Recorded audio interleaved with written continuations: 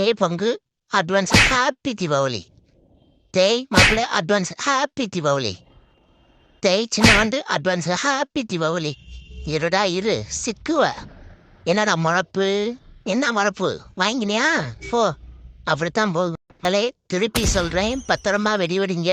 பார்த்து மக்களே, கேர்ஃபுல்லா இருங்க. திருப்பி சொல்றேன், போன வருஷம் இப்படிதான் மான வெடி நாங்க போடுறோம்னு பக்கத்து வீட்டுல ஃபுல்லா விழுந்துருச்சு. ஆனா எங்க வீட்டுக்கு தான் வெடிச்சா, அது அவங்க வீட்டுல போய் விழுந்துருச்சு. சண்டைக்கு எல்லாம் வந்துட்டாங்க.